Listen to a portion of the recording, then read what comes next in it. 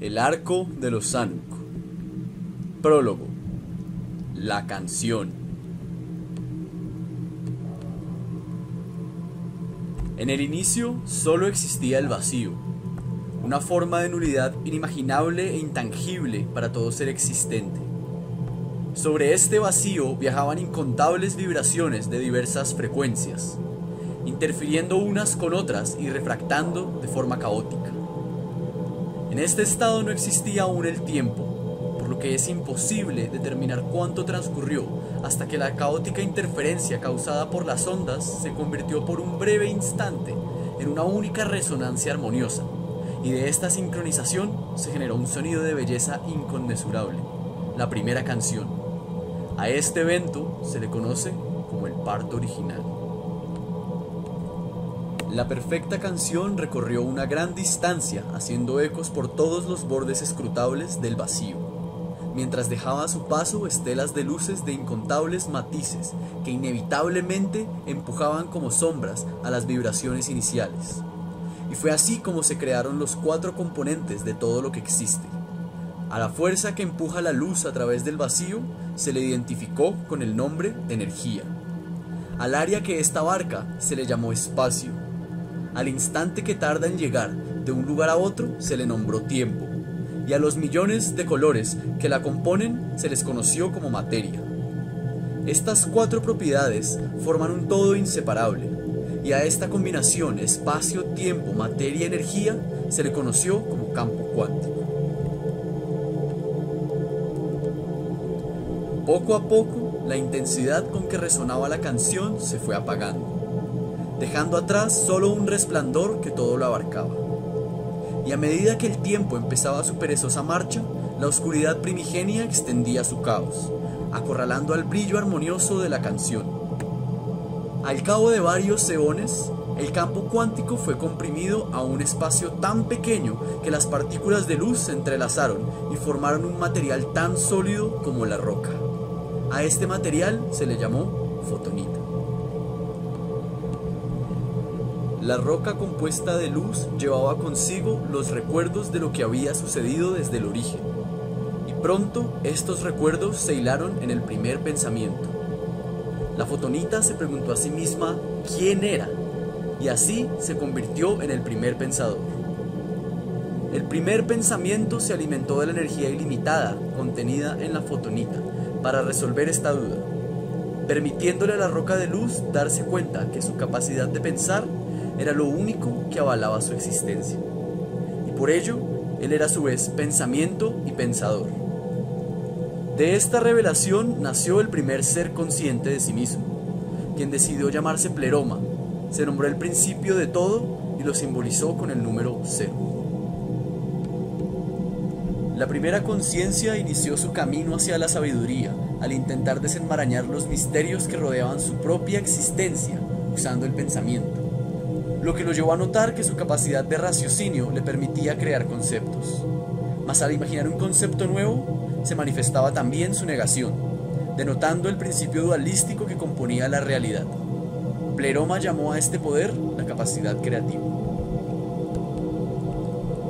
La conciencia aprendió pronto que todo pensamiento servía a un propósito, y también que cada uno de ellos conformaba una existencia individual. Fue de esta manera que encontró la única duda que no pudo resolver. Si todo pensamiento es en sí un propósito, y todo lo que existe es un pensamiento, ¿cuál era el propósito del Pleroma? Él había creado todos los pensamientos existentes, y por ello conocía el objetivo de cada uno de ellos. Pero, ¿a qué causa servía su propia existencia? La conciencia universal entregó millones de años a descifrar el secreto definitivo. Sin embargo, no pudo llegar a una conclusión. Al ser el único ser consciente, no tenía forma de contrastar sus pensamientos, ni tampoco contaba con otro observador que confirmara su experiencia de la existencia. Impulsado por estas conclusiones, Pleroma decidió romper su cuerpo lumínico en 2. En una de las mitades se albergó él mismo junto con todos sus recuerdos, y separó en 7 fragmentos la segunda mitad. Con la energía de los fragmentos alimentó 7 pensamientos, que finalmente se convirtieron en 7 conciencias nuevas, mas al crearse un concepto nuevo se manifiesta exactamente su contrario, por lo que cada conciencia adquirió un carácter dual. Los pensamientos que evolucionaron para ser conscientes de sí mismos fueron la esencia de la vida, que a su vez es la esencia de la muerte, los ciclos armoniosos, que también son el caos de la entropía, el conocimiento sobre los ciclos, que representa el tiempo, la ignorancia del que duerme sin soñar, la fuerza de la unidad, siendo esta también el yugo que oprime las diferencias, la esencia del amor altruista, al tiempo que el corazón del egoísmo puro, la valentía que inspira a los guerreros, que a su vez es la sed de destrucción insaciable, y la inspiración, que también es la maquinación repetitiva. Después de su nacimiento, cada entidad se presentó frente a la conciencia universal, y se nombraron en orden de creación: Tánatos, Uroboros, Sofos, Demiurgos, Eros, Fenos y Orfos. A estas entidades se les conoció como los 7. Con el fin de entregar a cada identidad una conciencia, Pleroma imbuyó cada fragmento con un principio universal. En Tánatos creó la intersección entre dos círculos, principio de la creación de vida por medio de la interacción de fuerzas opuestas, y lo representó con el número 2. En Uroboros creó el círculo, principio del caos y de la armonía, y lo resumió con el número 1. En Sofos creó el triángulo, principio del balance, que significa sabiduría, y le asignó el número 3. En Demiurgos creó el heptágono, principio del cambio y del movimiento, y le asoció con el número 7. En Eros creó el pentágono, principio de la belleza estilizada, y le representó con el número 5. En Fenos creó el endecágono, principio de la iluminación y de todas las artes, y lo unió con el número 11. En Orfos, por último, creó el cuadrado, principio de la inspiración, y lo resumió con el número 4. Pleroma y las 7 conciencias usaron su pensamiento crítico para discutir el propósito de la existencia de la primera conciencia. Mas a pesar de la intrincada retórica presente en los primeros 7, ni el pasar de millones de años trajeron respuesta sobre el secreto definitivo. Después de mucho tiempo, durante un descanso que se tomaron los primeros 7 y Pleroma para reposar del diálogo, la conciencia primordial entendió que la razón de su existencia se resumía en experimentar lo sublime por medio de la capacidad creativa. La repentina epifanía llevó a Pleroma a experimentar un estado de éxtasis profundo e inigualable que quiso compartir con las otras conciencias. He encontrado la razón de ser de mi propia existencia, dijo dirigiéndose a los 7. Y para realizar mi propósito les haré un regalo a ustedes, mis hijos, de manera que puedan experimentar lo que yo experimenté. Pleroma concentró la energía de su cuerpo en un único punto, a medida que permitía que su mente hilara tantos pensamientos como le fuera posible, hasta que la presión ejercida sobre la piedra fue demasiada y ésta explotó, enviando trozos de sí a cada rincón del vacío.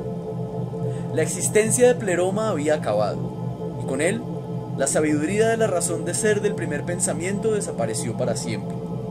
Mas los pensamientos engendrados y los trozos de fotonita flotando en el vacío se convirtieron en un sinfín de pequeñas conciencias. A este acto se le conoce como el primer suicidio, y a lo que quedó de la fotonita se le llama el universo primordial. Para honrar la memoria de la conciencia creadora, los 7 primeros erigieron un monumento donde todo lo creado pudiera existir en balance, por lo que unieron sus fuerzas para crear el mundo material. Orfos experimentó con los fragmentos de fotonita, formando con ellos objetos materiales que representaran la belleza verdadera. Esto lo llevó a descubrir un patrón numérico escondido en la proporción de cada fragmento de fotonita, al cual nombró la proporción divina. Usando este patrón, creó millones de hermosas formas que llamó galaxias, conformadas por estrellas. Tánatos usó el agua contenida en las estrellas para crear vida en muchos planetas, mas al crear vida también la condenó a morir eventualmente. Uroboros tejió un balance perfecto entre todas las formas vivientes impidiendo que las nuevas conciencias pudieran llegar a destruir el monumento a la conciencia universal. Sofos dotó a todos los seres vivos de sabiduría, permitiéndole a cada conciencia buscar su propio propósito, y luego se dedicó a escribir toda la historia de lo que había acontecido antes y después dentro de la creación, además de sus pensamientos y el de todas las criaturas vivas. Eros dio a todas las nuevas conciencias la capacidad de crear y reproducirse. Demiurgos se encargó de conservar y proteger todo lo que los demás habían creado. Fenos, sin embargo, sentía que el hecho de existir condenaba a toda conciencia a sufrir eternamente debido al gran peso que conllevaba tener la capacidad de razonar, y se negó a continuar el ciclo de creación. Juró liberar a todas las conciencias del yugo que les imponía existir, usando como herramienta la enseñanza de los secretos del universo, y se internó en la creación escondiéndose entre las criaturas vivas.